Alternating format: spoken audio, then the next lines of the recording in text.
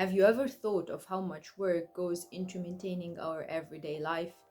Cooking, cleaning, taking care of children, taking care of elderly, tasks that create the backbone of any society. Now imagine if we assign a monthly value to all of these costs. How much would that? The answer is $11 trillion a year of unpaid, unrecognized, and unvalued work that is largely done by women. And those are not my numbers. Those numbers are taken from the Oxfam 2020. And this is what Silvia Federici calls the hidden engine of capitalism. That is our topic for today. We are going to have a deep dive into Silvia Federici book Revolution at Point Zero, which was published 2012, to show how unpaid work is shaping our lives in 2025. Before we talk about the book, let's start by talking about the writer. Silvia Federici is an Italian-American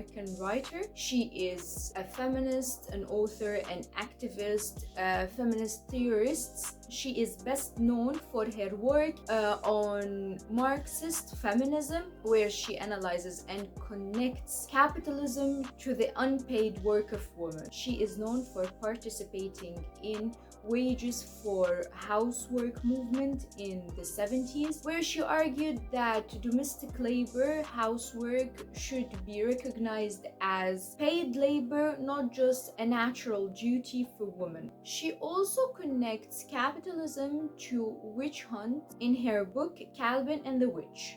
Revolution at Point Zero talks about how capitalism takes women labor at home and benefit from it for free in the form of taking care of children or cleaning, cooking, or even taking care of elderly. So what is this book about? The book is a collection of articles that goes back to 4 decades, exploring how society and capitalism is taking advantage of women throughout these years, analyzing the economical and political structures that are taking advantage of women. Let's try to break it down into 3 main arguments. Number 1, housework is not natural. It's a systematic economical structure. Federici challenged the idea that housework is a woman's duty and it is done with love and appreciation for her family. She believes that it was designed in a way to benefit capitalism and to keep it a free labor. For example, in the 19th century and the 20th century, factory workers needed to be fed, clothed, and cared for, all of which are tasks that women perform for free.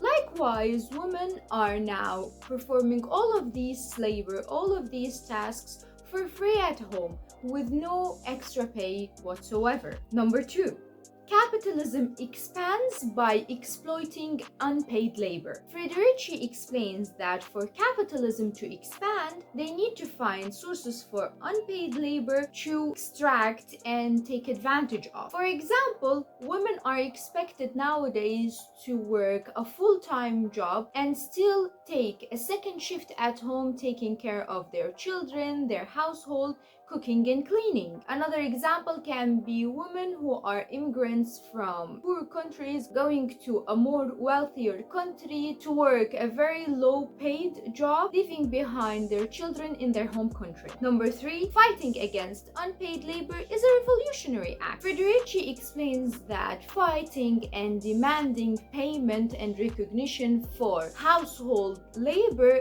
is a revolutionary thing that is unexpected. She's saying that if house labor was recognized as real paid labor, it can disturb the capitalism altogether. And she suggests some solutions for this issue, saying, solutions like public funding for care work, basic income for homemakers, workplace policies that encourage an equal responsibility for household caregivers. Which raises the questions, are we in 2025 anywhere closer to these solutions? Unfortunately, in 2025, women still perform unpaid labor at home more than men. Actually, it is 2.5 more unpaid labor than men according to UN and women, and in countries like Japan and India, the gap is actually bigger. If we think about it, the gender pay gap starts at home. Women actually get paid less than men, not only because of the pay gap in their workplaces, but also because of the unpaid domestic labor they perform at home, which limits their career opportunities. A study by the Institute Women Policy Research found that women who take more of the unpaid labor at home of childcare, elderly care, and household responsibility have a significantly lifetime earning potentials. The second shift is getting worse,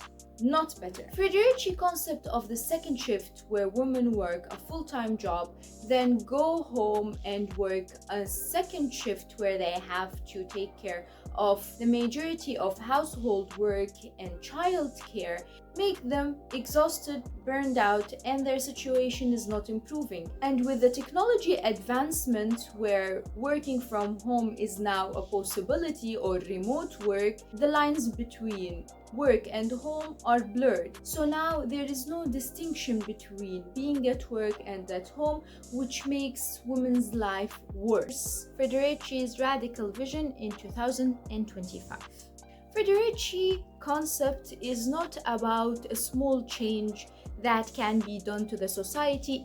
It's a whole reconstruction of how labor is valued. Some of her solutions includes universal basic income. Some countries has already started applying this idea, which will provide caregivers with basic needs to uphold their lives. Corporate accountability, which some companies started working with, where they provide family leave arrangements and flexible work, which would need a stronger international policies. Another solution of hers includes rethinking education. She is proposing that schools should start implementing education for both boys and girls, where they promote for equal household labor between children. If we really want gender equality, we have to start by questioning the way labor is valued. Federici's work reminds us that feminism is not about individual success, but it's about structural change.